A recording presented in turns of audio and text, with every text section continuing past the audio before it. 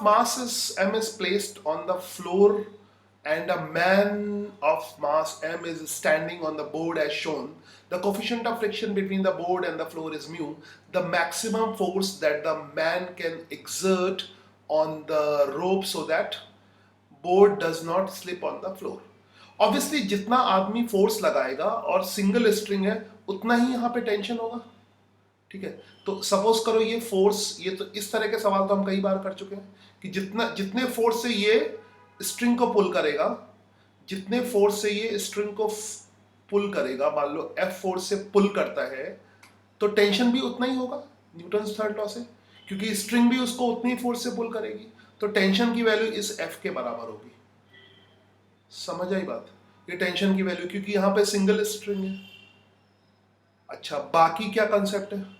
Actually में इतना तो हो गया, तो एक मिनट इधर ले लेता हूँ, सवाल तो पढ़ लिया, डायग्राम सेंटर पे चाहिए।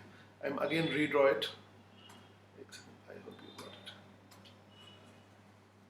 चलो, तो ये हाँ, तो जितना फोर्स लगाएगा उतना ही, अगर ये F फोर्स लगाता है तो उतना ही टेंशन होगा और उतना ही फोर्स इस ब्लॉक पे लगेगा, ठीक है। फिर अच्छा, इस ब्लॉक को डज नॉट स्लिप के लिए इस पे मैक्सिमम फ्रिक्शन लिमिटिंग के बराबर लगना चाहिए, है ना।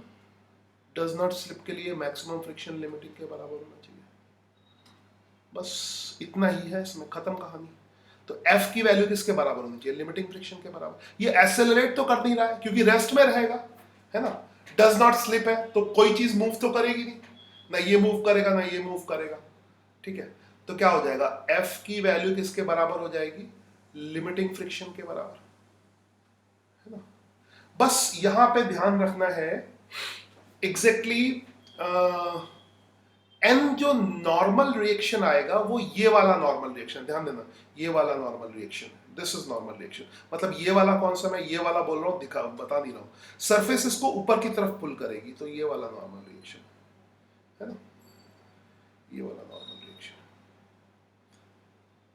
ठीक है। और हम क्या करेंगे, इस पूरे को सिस्टम ले लेते हैं। पूरे को सिस्टम लेना आसान होगा क्योंकि F भी इंक्लूड हो जाएगा, ठीक है। अगर दोनों को अलग अलग सिस्टम लोगे तो एक नॉर्मल रिएक्शन और लेना पड़ेगा, तो उससे बचने के लिए बेटर तरीका ये है कि इस पूरे को सिस्टम ले लो।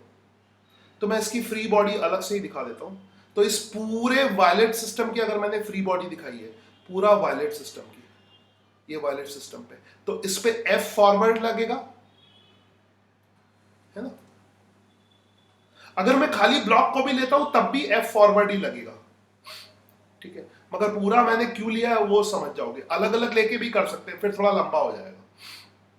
इसमें अच्छा रहेगा पूरे को एक साथ ले लो, क्योंकि कोई चीज मूव तो कर नहीं रही है। तो इस पे लिमिटिंग फ्रिक्शन बैकवर्ड डायरेक्शन में लगेगा एज यूजुअल।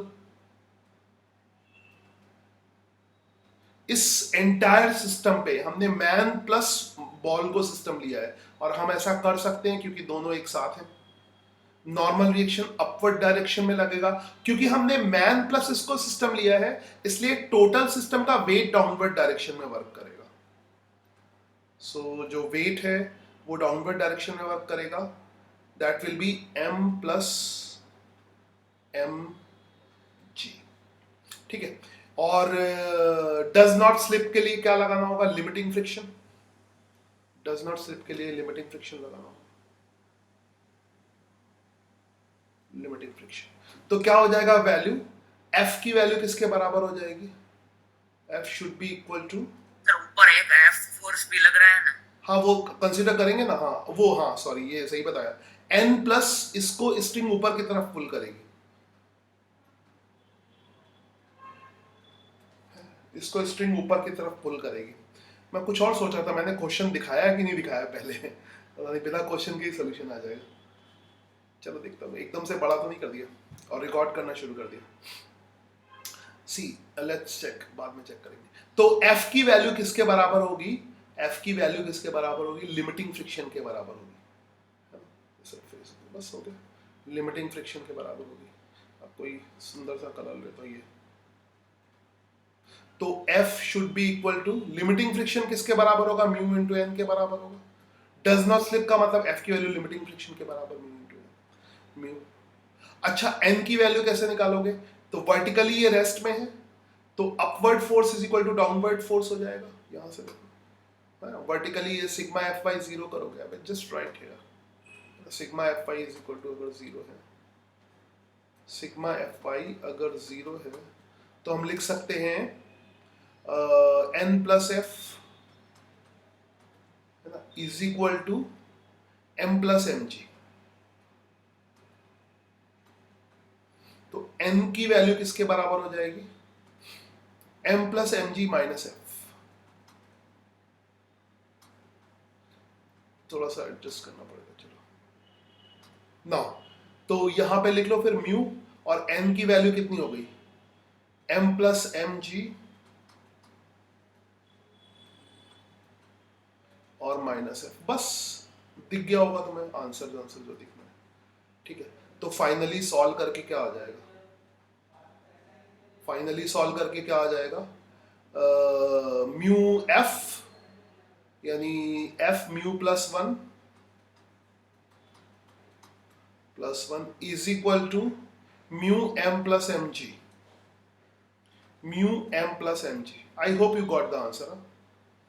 तो कौन सा आंसर दिख रहा है इसमें, ये वाला ना, ठीक है, एफ ये वाला, डी वाला दिख रहा ना, ठीक है।